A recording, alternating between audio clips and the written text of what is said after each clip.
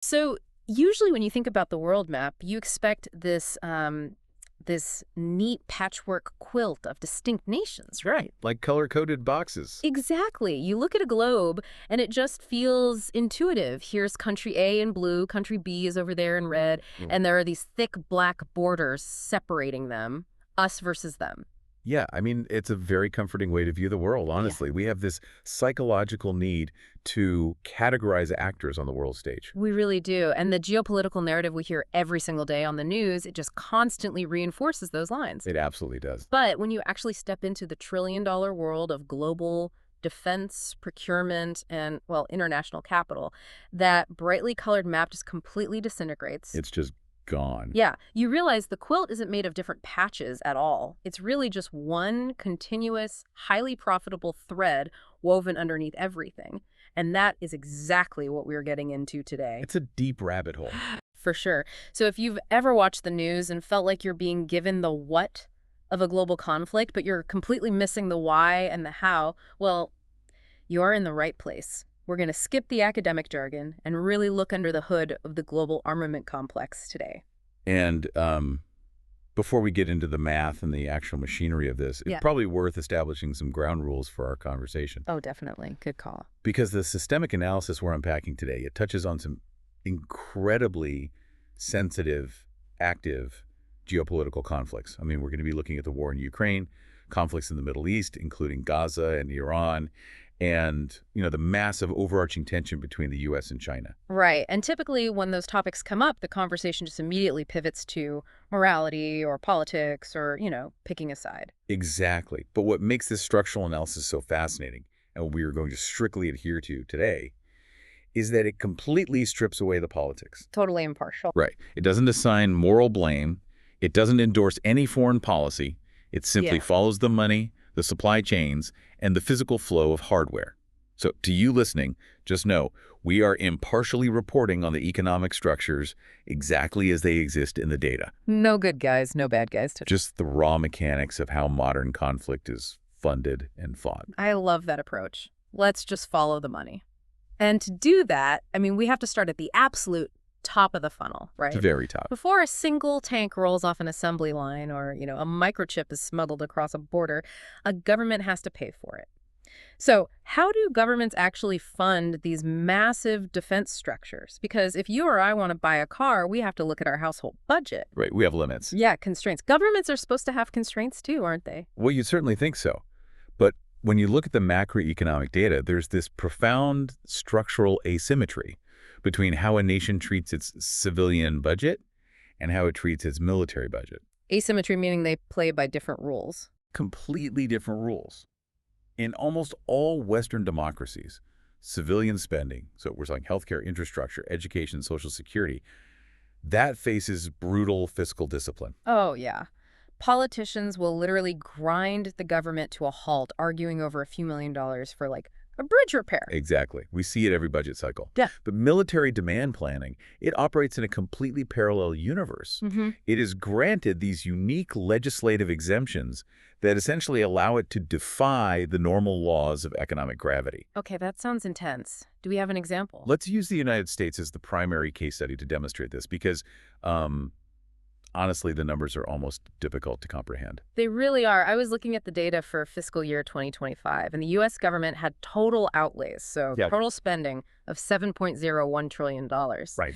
But they only collected $5.2 trillion in tax revenue. So right out of the gate, you're operating with a $1.8 trillion deficit. Which is massive. It's roughly 5.8% of the entire U.S. gross domestic product, just in borrowed money for one single year. And, in a normal economic environment, a deficit that large triggers massive austerity measures across the board. But look at what happens to the defense budget in that exact same environment. It just keeps climbing. It does. The official discretionary defense spending requested for fiscal year 2026 is cited at $1.05 trillion. Over $1 trillion. Fully protected, while the rest of the budget is just drowning in deficit. But here is where we need to look a little closer at how that trillion-dollar figure is actually presented to the public. Because that $1.05 trillion is, in many ways, just a bookkeeping illusion. A bookkeeping illusion. What do you mean? Well, it's just the money allocated directly to the Pentagon. If we want to understand the actual real cost of the military-industrial complex to the taxpayer, we have to add in the peripheral budgets, and those are intentionally scattered across other government departments. Wait, hold on. How do you scatter military spending outside of the Department of Defense? That sounds like an accounting trick. It is entirely an accounting trick. Think about the life cycle of a conflict, right? You don't just pay for the weapon. Mm. You pay for the human cost long after the weapon is used. Right, of course. So, first, you have to add in the Department of Veterans Affairs. That budget is an estimated $441 billion for 2026. Wow. That is a direct cost of past military actions, but it sits in a totally different column on the spreadsheet. Okay, that makes sense. But what about the actual weapons? Is there hardware hidden in other departments too? Yes. Take the U.S. nuclear arsenal, the maintenance, development, and securing of nuclear warheads. That is not funded by the Pentagon. Wait, really? Who funds it? It's funded through the Department of Energy. Are you serious? The Department of Energy handles the nukes. Yeah, the National Nuclear Security Administration is this semi-autonomous agency sitting within the Department of Energy. So that massive expense is just entirely removed from the headline defense budget. That's wild. I had no idea. And then, most crucially, you have to calculate the interest payments on the national debt. Because the U.S. has funded decades of global conflict through deficit spending, a massive portion of the annual interest the government pays on its debt is directly attributable to past military expenditures. Wow. Okay, so when you take the Pentagon's $1 trillion, you add the VA's almost $500 billion, add the Department of Energy's nuclear budget, and then add the proportional interest on the national debt. What is the actual real-world cost? The structural analysis estimates the true U.S. military budget is between $1.5 and $2.0 trillion annually. Up to $2 trillion every single year. Every year. And where is that money actually going? Because I think, the common perception is that a lot of this goes to paying soldiers, keeping the bases running, logistics, that kind of thing. Right. And the personnel costs are significant, yes. Right. But the data shows that roughly 54% of all Pentagon discretionary spending goes directly to private defense corporations. 54%. Yeah. The industry refers to them as the defense trimes. So we're talking about companies like Lockheed Martin, RTX, Boeing, General Dynamics. Over half of it goes straight into the private sector. Correct. The majority of this capital is not being used to pay the troops. It is flowing directly into corporate revenue streams. And a massive portion of the remaining assets remains essentially unauditable, just due to archaic accounting systems within the defense apparatus. I can just hear people listening to this and thinking, well, okay, that's just the United States. The U.S. has always had a wildly inflated defense sector. Surely other more fiscally conservative countries don't operate this way. You would think so. But the structural analysis completely dismantles that idea. Let's look at Europe. Let's look at Germany, which is, famous for its strict financial discipline. Germany is actually the perfect counterexample to prove how universal this system really is. Because Germany has a constitutional rule, literally written into their basic law, which is commonly referred to as the constitutional debt limit. This law strictly caps the country's structural deficit at 0.35% of their GDP. 0.35%. That is tiny. It's meant to be this ironclad mechanism to prevent politicians from plunging the country into endless debt, right? Well, It forces extreme fiscal discipline. Exactly. And yet, despite this incredibly strict constitutional cap, Germany managed to allocate around 72 billion euros to defense in 2024. Wait, how is that mathematically possible when the debt limit is so tight? Because they just create parallel budgets. The analysis breaks down that of that 72 billion, roughly 52 billion came from the standard core federal budget. But an extra 20 billion euros was injected from what they legally categorized as a special fund. Let's explain mechanically how a special fund works, because it is a brilliant piece of legislative maneuvering. Oh, it really is. So a special fund is basically a separate credit authorization that exists completely outside the normal federal budget. Like a secret bank account. Pretty much. It allows the government to take on massive amounts of new debt, specifically for the military. But legally, that debt does not count against the 0.35% constitutional debt limit. So it's literally just an authorized loophole. It is. But the most profound legislative shift, and this is something that fundamentally alters the economic structure of the state, occurred in March 2025. Right. To permanently ensure that Germany meets the NATO requirement of spending 2% of its GDP on defense. They actually amended their constitution, didn't they? They did. I remember reading this in the analysis and having to read it twice. Tell us what that amendment actually did. The amendment codified that any defense and security spending that exceeds 1% of the German GDP is now completely permanently exempt from the constitutional debt limit. Hold on, let me make sure I'm fully grasping the sheer scale of that. They didn't just create a temporary fund. They literally changed the highest law of the land so that military spending simply doesn't have to follow the rules of mathematics that govern the rest of the country. That is precisely what happened.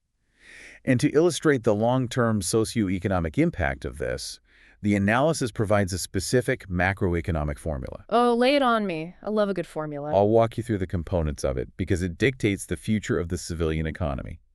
Basically, it calculates the long-term national debt ratio. Okay. In simple terms, your national debt ratio is equal to the strict 0.35% core limit, plus the defense spending that you've legally kept off the books. Let's call that variable X. Right, variable X. And then all of that is divided by your country's nominal economic growth rate. Okay, so let's run a simulation with that formula. Let's say the civilian economy is struggling, economic growth is flat, but, geopolitical tensions are high, so that exempt defense spending variable X just skyrockets. What happens to the country? Well, mathematically, the overall national debt stabilizes at a significantly higher level. The state takes on massive debt legally. But here is the critical, painful mechanism for the average citizen. Because the total debt is higher and the military spending is constitutionally protected from any cuts, all the financial pressure, the demand for austerity, is violently shoved onto the civilian, non-military side of the economy. Ah, because the total pie is shrinking, but the military slice is guaranteed to grow. Exactly. So when the government eventually has to balance its core budget to meet that 0.35% limit, they cannot touch the defense budget. It's protected. So what do? The only levers the state has left are raising taxes on the working public or brutally cutting non-military spending. We're talking about defunding public infrastructure, freezing education budgets, or cutting social services and pensions. Wow. Think about it like running a household budget. Okay, yeah. You sit your family down at the kitchen table and you say, look, times are tough. The economy is bad. I'm implementing a strict household debt limit. We are freezing all spending on groceries. We are delaying dental appointments. We're canceling the kids' tutoring. And no one is buying new winter clothes. We have to balance the checkbook. A very standard, painful austerity conversation. All right. But what you haven't told your family is that you have secretly given a private home security company a blank, unlimited credit card. Oh, wow.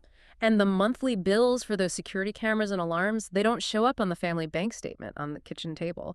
But they are absolutely draining the family's net worth behind the scenes. You're essentially enforcing starvation on the family to legally fund an unlimited security apparatus. It's a completely parallel financial reality. That analogy captures the exact mechanism perfectly. The defense sector is operating with the blank credit card, utterly immune from the austerity forced upon the rest of society. But wait, how do the politicians justify this to the public? I mean, how do they get away with moving so much money into the dark without regular democratic oversight? They frequently use the very real problem of bureaucratic inefficiency as a weapon.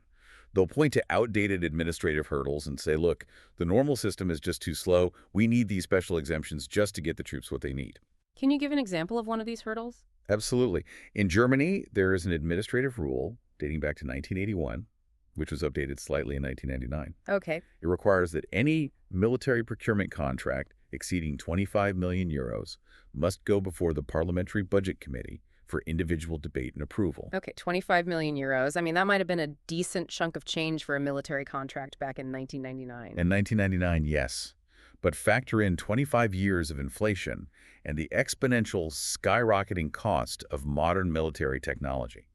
Today, a single modern fighter jet or, a modern air defense radar system costs vastly more than 25 million euros. Right, so almost every single purchase hits that threshold. Nearly everything meaningful. Yeah.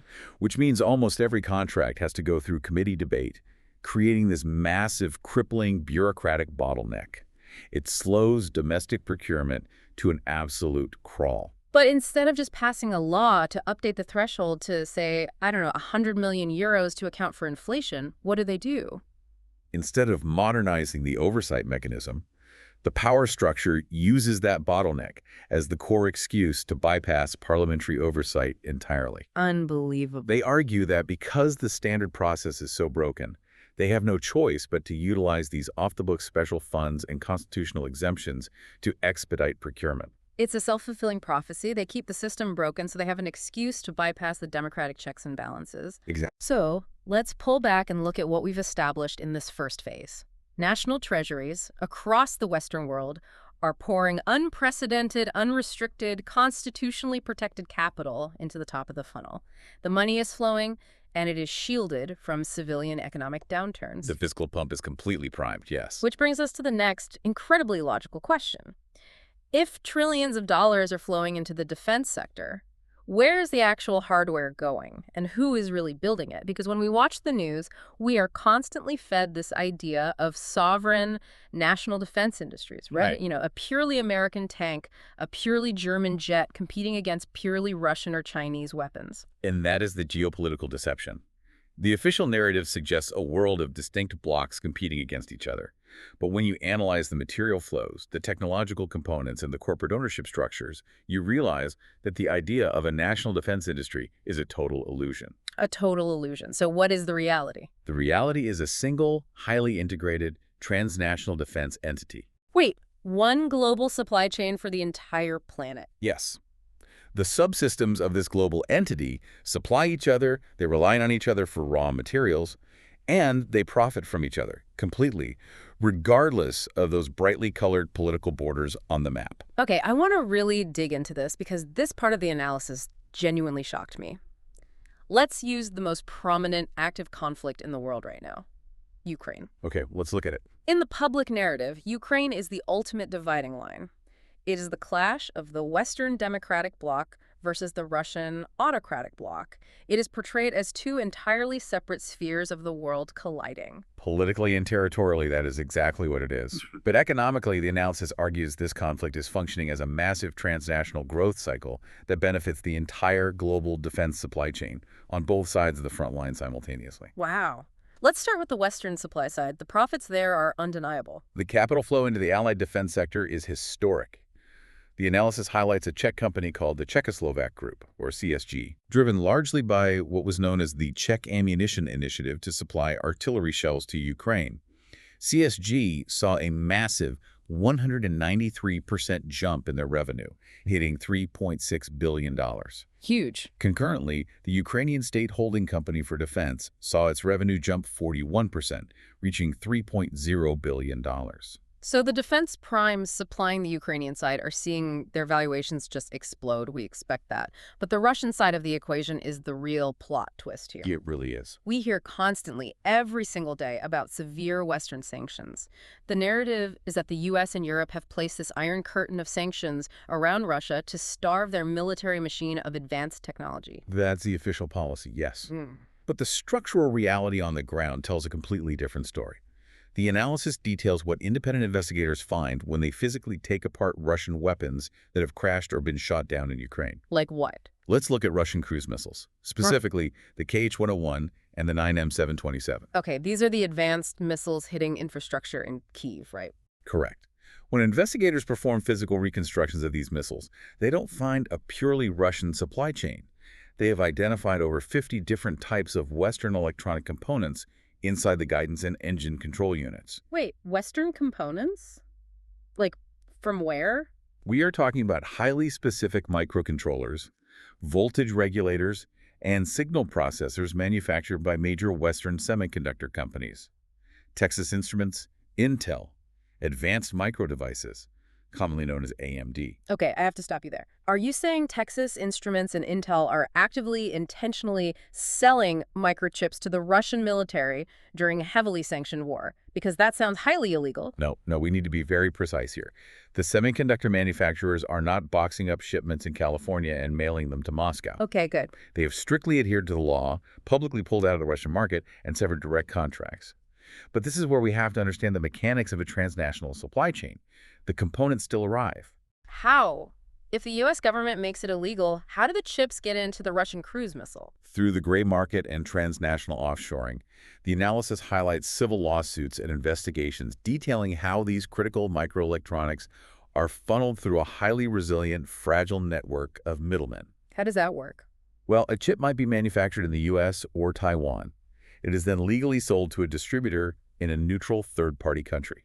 The analysis specifically points to countries like Kazakhstan, Vietnam, and Turkey as these transit hubs, right? Exactly. So a front company in Kazakhstan buys 1,000 microcontrollers, Hmm. nominally for civilian use, maybe for wash machines or automotive repair. Right. Once the components are legally in Kazakhstan, they are quietly sold across the border to a Russian defense subsidiary.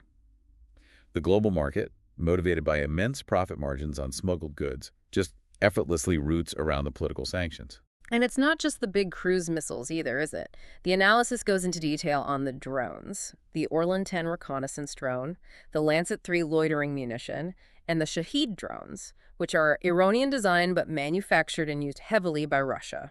Yeah. The data states that 77 to 82% of the microelectronics powering these supposedly anti-Western weapons are produced by U.S.-based semiconductor companies. 82%. Think about the mechanical reality of that.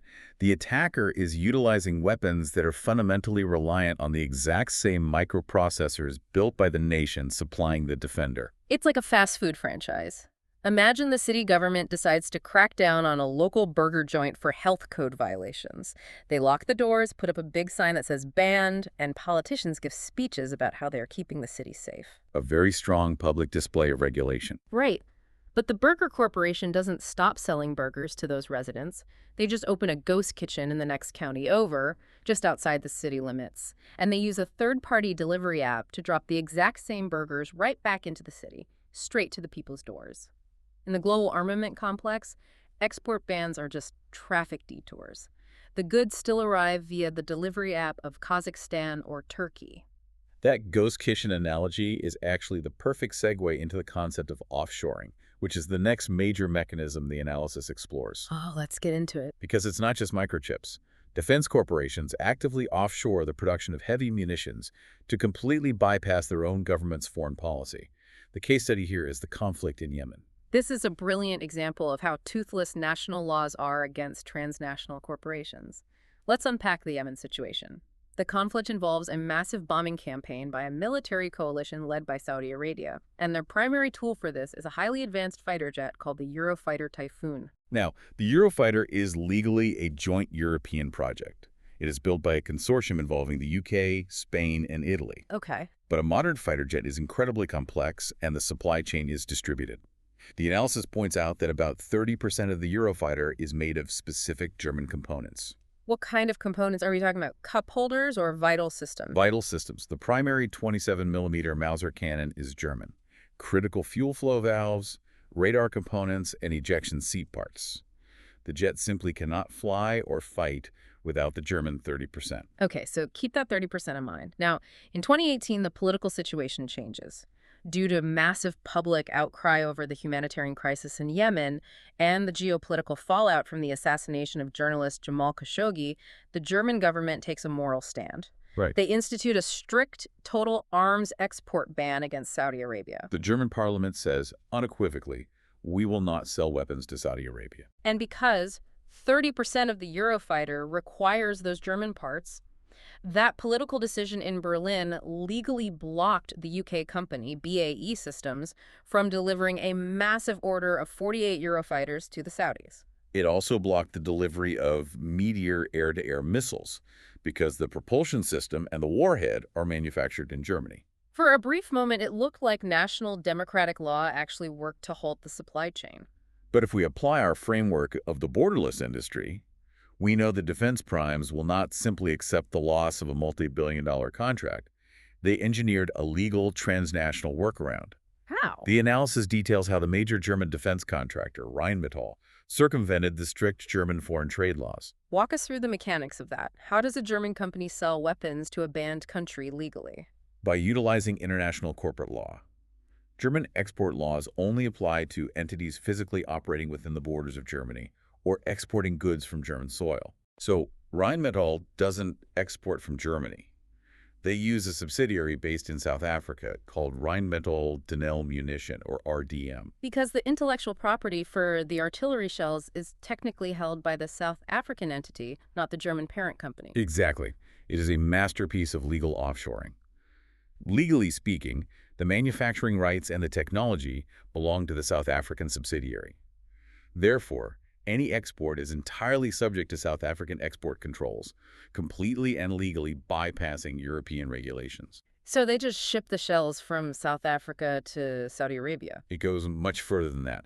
Through this offshore structure, the company was able to build turnkey, fully operational munitions factories directly on the ground in Egypt and Saudi Arabia. Wait, I need to make sure I understand this. They didn't just sell them the final product. They built the entire manufacturing plant for them. Yes, they built sovereign offshore factories capable of mass-producing 155mm artillery shells and aerial bombs, which were then utilized directly in the Yemen conflict. That's insane. By building the factory in the destination country, it completely evades any European end-user monitoring or future export bans. That is deeply cynical. But what about the profit?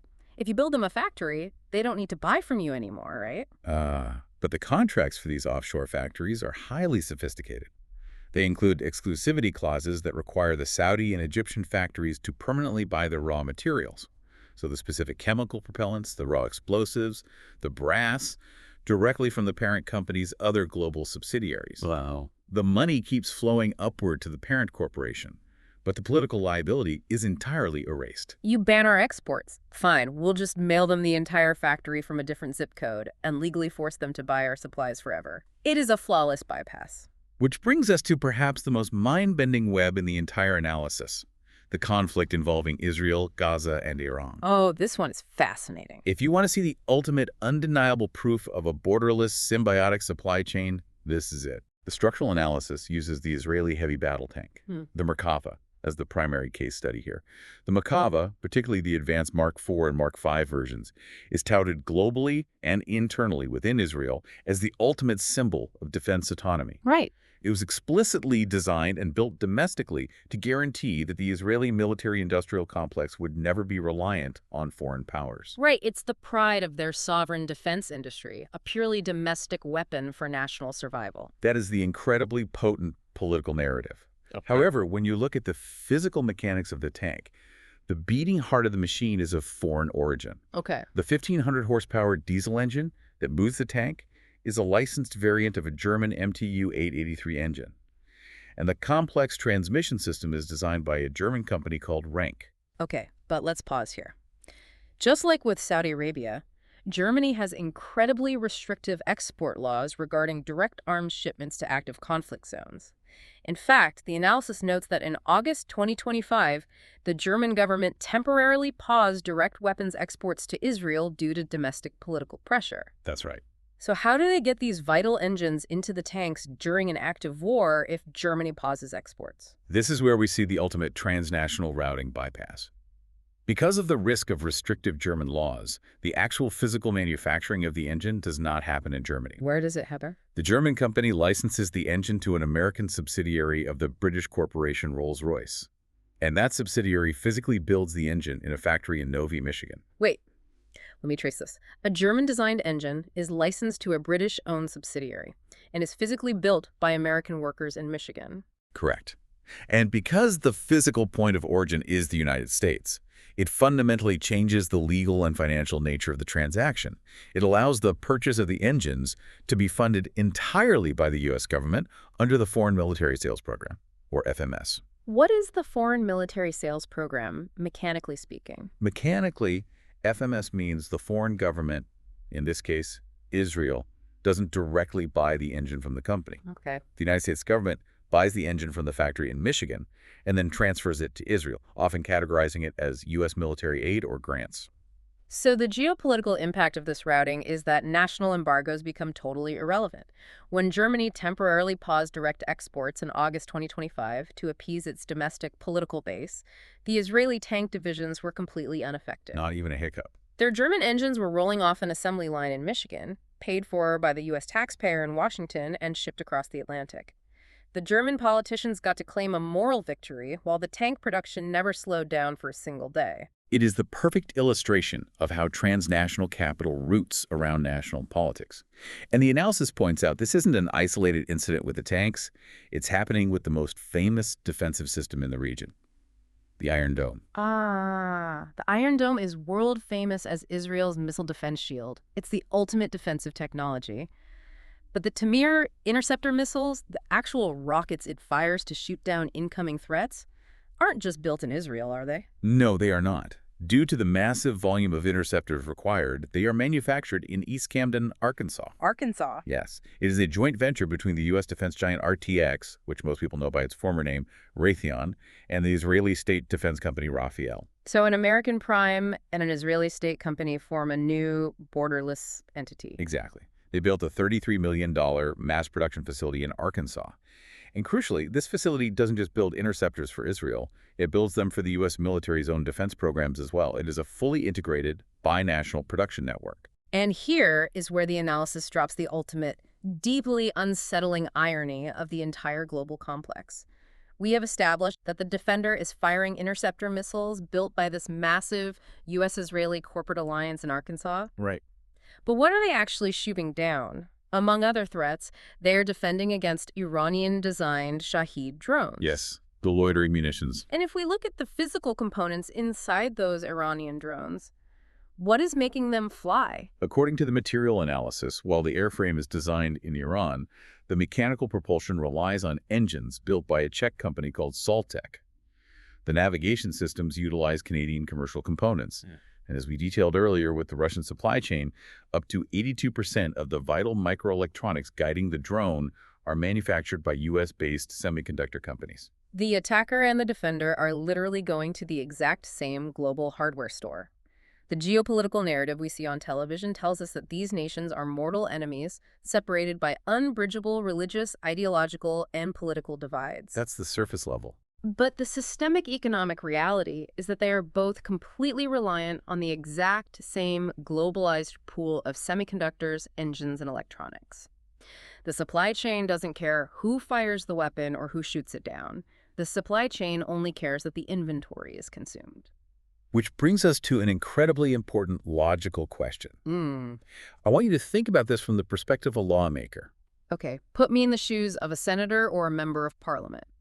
If you are a lawmaker and you see these defense corporations so effortlessly bypassing your national laws, if you see them moving factories to South Africa to avoid your export bans, or routing engines through Michigan to dodge your embargoes, or inadvertently supplying microchips to sanctioned nations, why don't you stop them? Right. Why doesn't the legislature just write new, stricter laws to close all these loopholes? If I'm a politician whose entire platform is based on national security and I find out American chips are in Iranian drones, I would be furious. I would hold hearings, I would write ironclad laws, I would sanction the middlemen.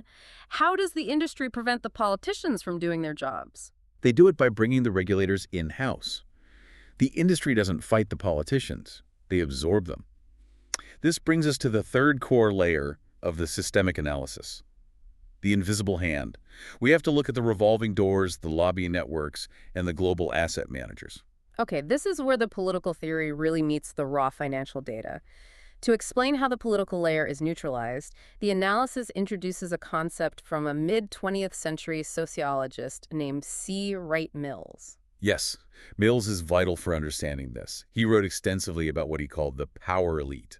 Mills argued that the standard democratic assumption, the idea that sovereign elected governments or their military generals are the primary initiators of defense policy, is fundamentally flawed. So who actually makes the decisions, if not the elected leaders? Mills analyzed that the most essential structural decisions in modern societies are made by a highly coordinated, interchangeable alliance of three groups: the political establishment, the corporate elite, and the military leadership. The power elite. Exactly. This triad forms the power elite. They move seamlessly between these three spheres, ensuring that the interests of all three are permanently aligned. And the physical mechanism that allows them to move seamlessly between those spheres is what the analysis calls the revolving door. It's the mechanism used to essentially capture state institutions for the benefit of the defense industry. And I have to say, the data provided in this section is nothing short of breathtaking. The statistics are staggering. The analysis cites a Pentagon-focused study showing that over 80% of all retired four-star generals and admirals in the United States take lucrative positions in the private defense industry within 5 years of retiring from active duty. Over 80%, four-star generals, the absolute highest echelon of military command. They retire from the Pentagon on a Friday, and by Monday they are board members, strategic advisors, or highly paid registered lobbyists for the exact same defense corporations they were previously evaluating or awarding billion-dollar contracts to while they were in uniform. It's a guaranteed golden parachute. If you play ball while you're in command, you get a seat on the board when you retire.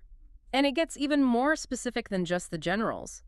The analysis references a comprehensive 2022 U.S. Senate investigation led by Senator Elizabeth Warren. Yes, they looked exclusively at the top 20 defense firms in the U.S.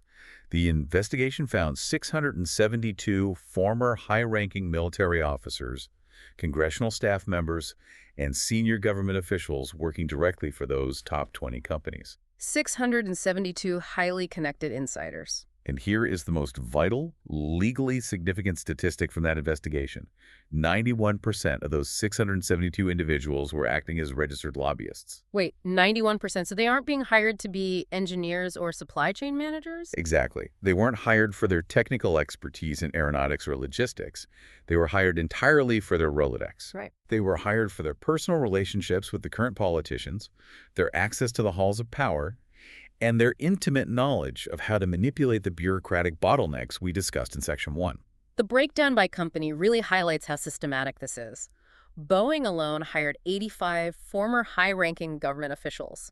RTX, formerly Raytheon, hired 64, and 94% of them were registered lobbyists, specifically targeting the Missile Defense Agency and Senate Appropriations Committees. Incredible. General Electric hired 60, with 100% of them registered as lobbyists focusing on aviation certification and budget committees. If we look at the mechanics of this personnel integration, it achieves three vital goals for the defense industry.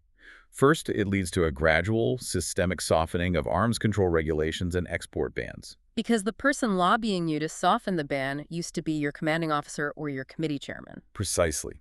Second, this revolving door highly favors the creation and maintenance of what are called cost-plus contracts. Let's explain that term. What does a cost-plus contract actually mean for the taxpayer? Mechanically, a cost-plus contract means the government agrees to reimburse the defense contractor for all the costs incurred in developing a weapon, plus a guaranteed additional percentage of those costs as pure profit. Wait, if I hire a contractor to remodel my kitchen, we agree on a fixed price. If he goes over budget because he made a mistake, he eats the cost.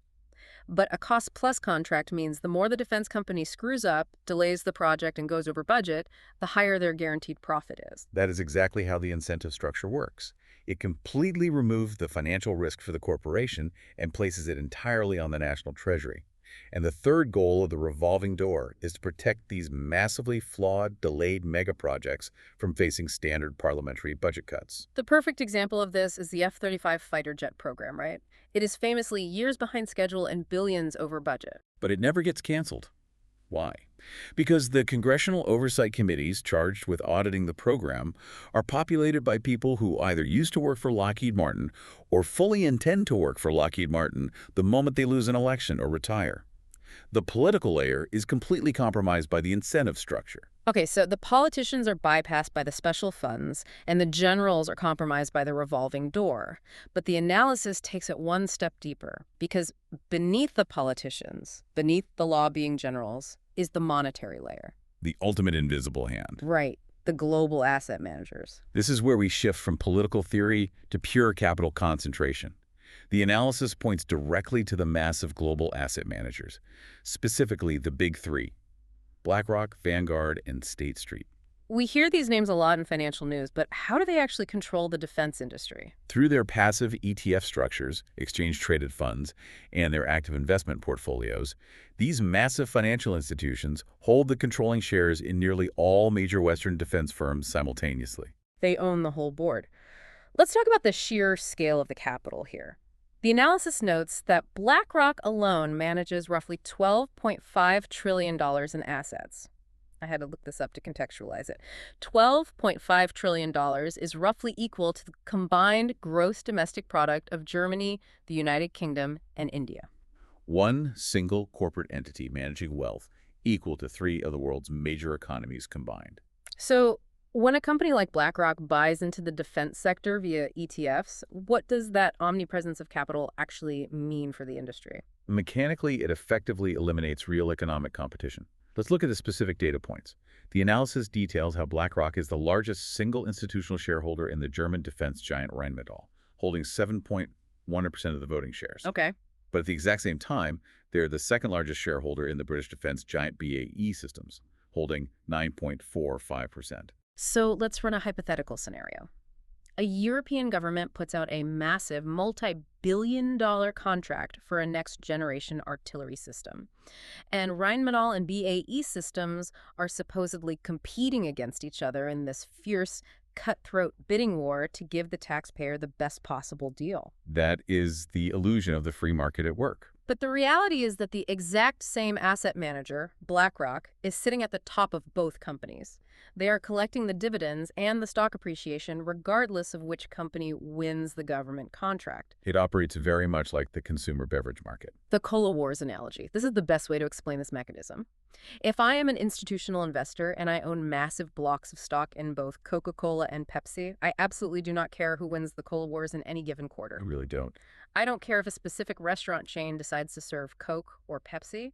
My only objective, my only mechanical function is to ensure that the global population continues to drink a ridiculous, ever-increasing amount of sugary soda overall. The fierce competition between the red can and the blue can is an illusion meant for the consumer.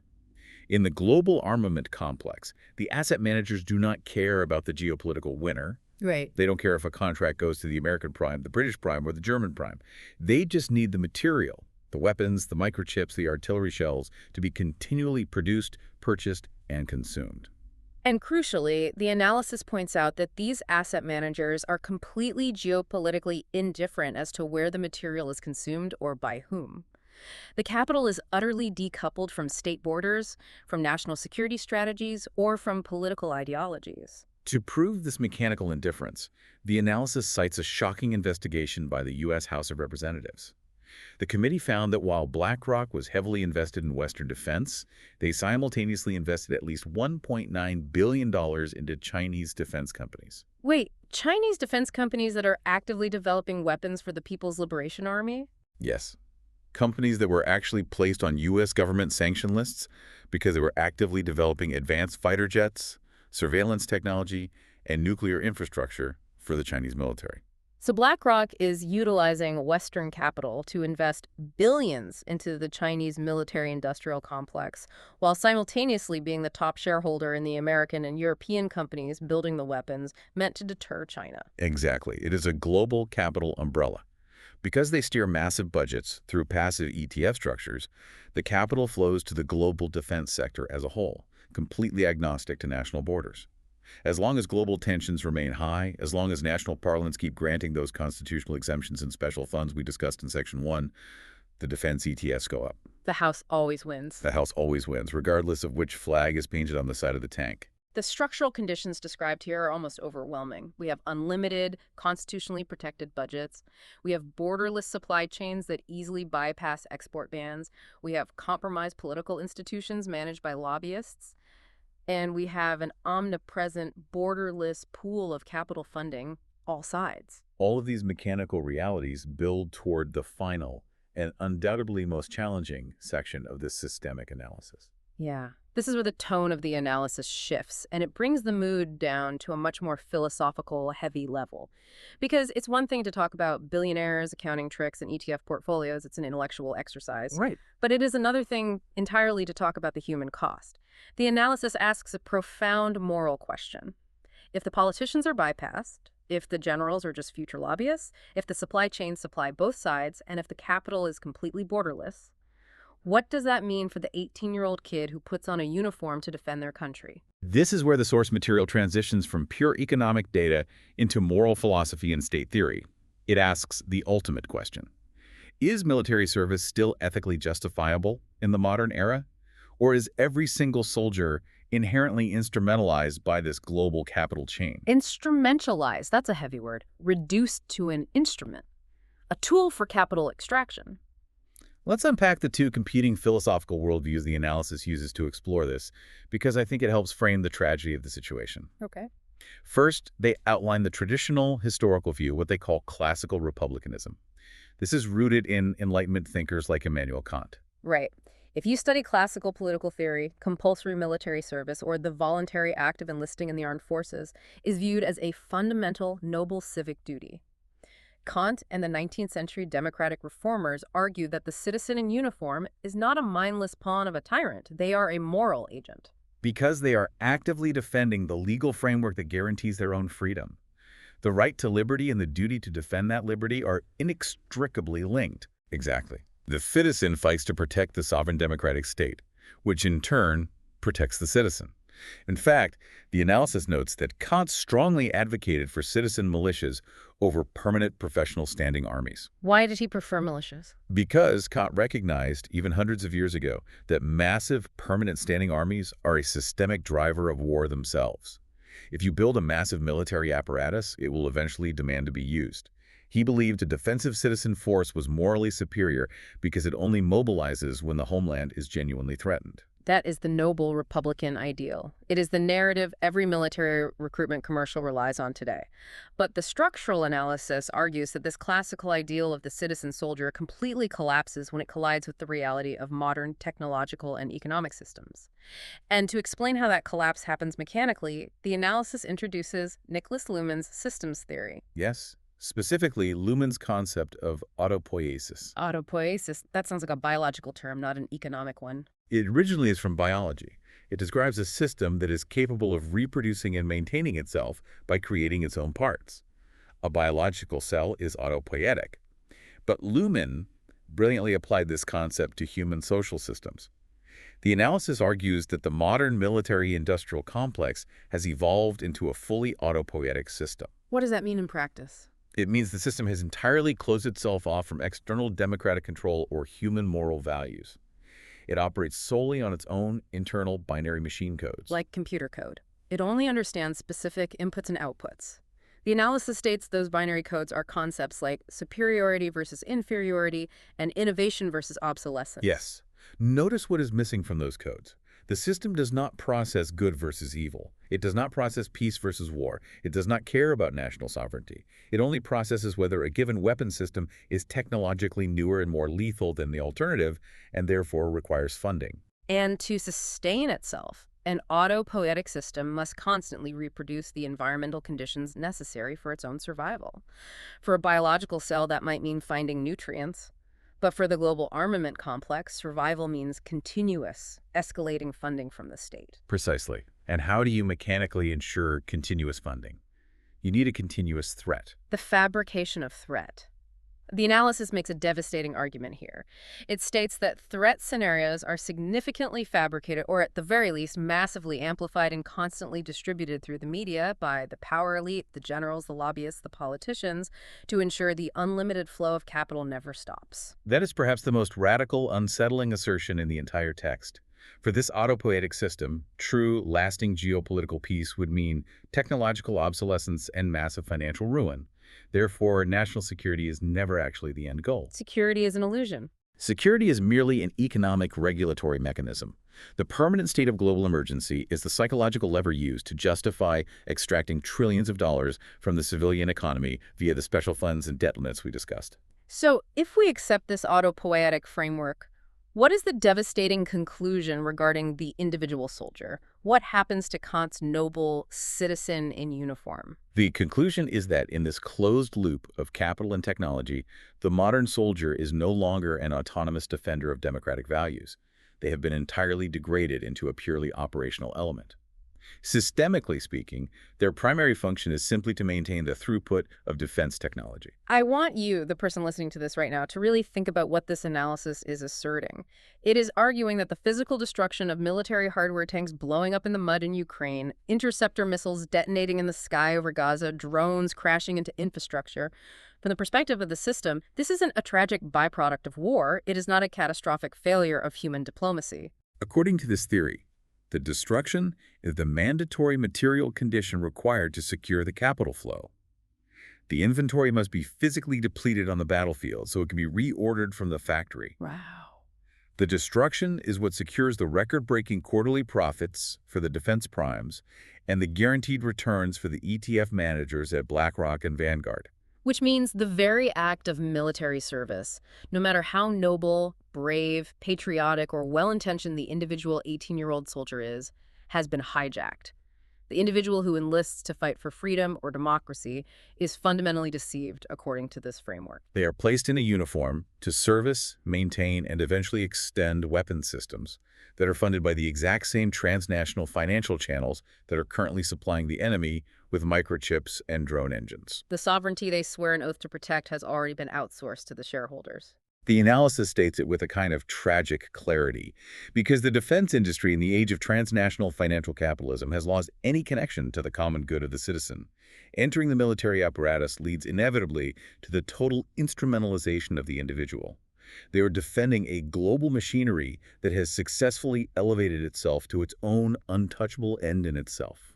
It is a profoundly sobering, almost dystopian conclusion to reach, but honestly, it perfectly ties together all the disparate data points we've discussed over the last hour.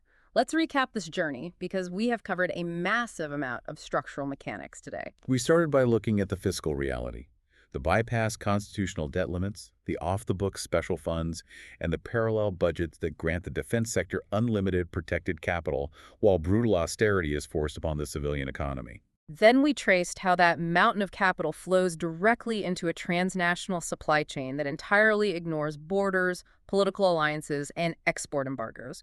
We saw how offshoring intellectual property to South Africa, or routing engines through Michigan, ensures that both sides of global conflicts are powered by the exact same globalized pool of technology. The attacker and defender shopping at the same store. We unmasked the invisible hand controlling the regulation of that supply chain. The revolving door of four-star generals turned lobbyists who write the rules to favor cost-plus contracts, and the massive asset managers who own the entire board, profiting regardless of who actually fires the weapon. And finally, we examined the profound moral cost of this autopoietic system, questioning whether the classical democratic ideal of the citizen soldier can even exist when the military structure operates as a self-reproducing, profit-driven machine that requires constant destruction to survive. It is a dense, heavy analysis, but it fundamentally shifts how you process the daily news cycle. It really does. And to you listening, the next time you open a news app and read a headline about a massive new defense package being approved by Congress, or a fierce debate in a European parliament about national export bans, I encourage you to look past the flags, look past the political speeches, look at the supply chains, look at the ETF portfolios of the asset managers involved.